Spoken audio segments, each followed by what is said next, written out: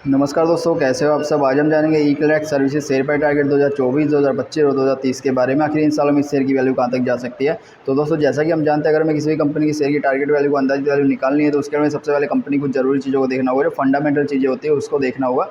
इस वीडियो में हम कैंडल स्टिक वगैरह के बारे में बात नहीं करेंगे, जो एक्चुअल चीज़ें होती है इनके बारे में बात करेंगे। ठीक है, तो चलिए सबसे पहले हम कंपनी के बारे में जानकारी, क्योंकि अगर हम कंपनी में निवेश करना है, निवेश करने का सोच रहे हैं, तो उससे पहले हमें ये भी पता होना चाहिए कि कंपनी कैसे, क्या, कौन कौन से सेक्टर में काम कर रही है और किस तरह से रेवेन्यू बना रही है। तो एक शॉर्ट में जानकारी ले लेते हैं, फिर उसके बाद हम एक्चुअल रिपोर्ट को शुरू करते हैं। तो देखिए, कंपनी की जो मार्केट कैप वैल्यू है 11,811 करोड़ की रही हुई है।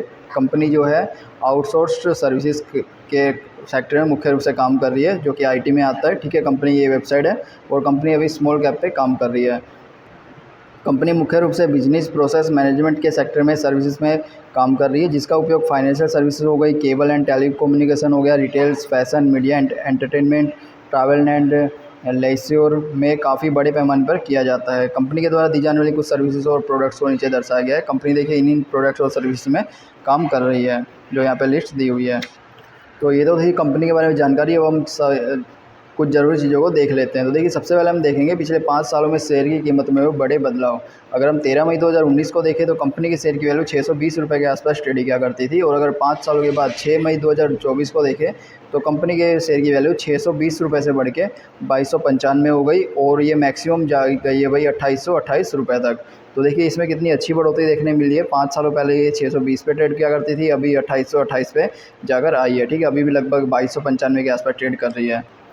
तो कंपनी ने पिछले 5 सालों में लगभग 266% का रिटर्न दिया है, जो कि एक अच्छा संकेत है। यहाँ पे हमने एक व्हाइट बोर्ड को रखा है, जहाँ पे हम प्लस पॉइंट और माइनस पॉइंट को ऐड करते रहेंगे। तो जैसा कि हमने देखा भाई, कंपनी ने अच्छा रिटर्न दिया है, तो इसको हम एक प्लस पॉइंट दे सकते हैं। तो इसलिए हमने इसको एक प्लस पॉइंट दे दिया है। उसके बाद है कंपनी के पिछले 5 सालों की फाइनेंशियल रिपोर्ट। तो अगर 2019 में देखें तो कंपनी के 1489 करोड़ का रेवेन्यू बना रही थी, और नेट इनकम 228 करोड़ की बन रही थी।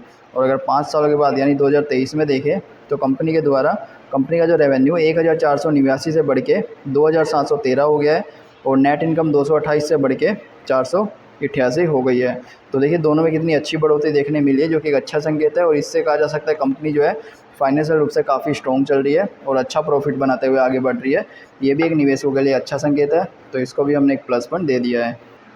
अभी हम देखेंगे कंपनी की संपत्ति में होने वाले फेरफार, क्योंकि ये भी ज़रूरी देखना है कि भाई कंपनी अपनी संपत्ति में निवेश कर रही है या उनको लगातार बेच तो नहीं रही है। तो 2019 में देखें तो कंपनी के पास 1583 करोड़ की संपत्ति हुआ करती थी, और अगर 2023 में देखें 5 सालों के बाद तो कंपनी की संपत्ति 1583 से बढ़ के 2273 हो गई है, जो कि एक अच्छा संकेत है। इससे कहा जा सकता है कंपनी अब लगातार अपनी संपत्ति में भी निवेश कर रही है और अपने रेवेन्यू सोर्स को भी लगातार बढ़ा रही है। तो ये भी एक प्लस पॉइंट है निवेशकों के लिए।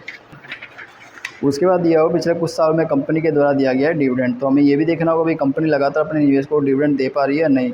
तो कंपनी 2023 में डिविडेंड दिया, 22 में दिया, 2021 में दिया, 20 में दिया और 19 में दिया। मतलब कंपनी लगातार यहाँ पे अपने निवेशकों को डिविडेंड दे रही है, और ₹1 पर शेयर के हिसाब से कंपनी ने सारे डिविडेंड को दिया है, जो कि ये भी एक अच्छा संकेत कहा जा सकता है। क्योंकि कंपनी वैसे तो कम ही अमाउंट का डिविडेंड दे रही है, ₹1, ठीक है, काफ़ी कम है।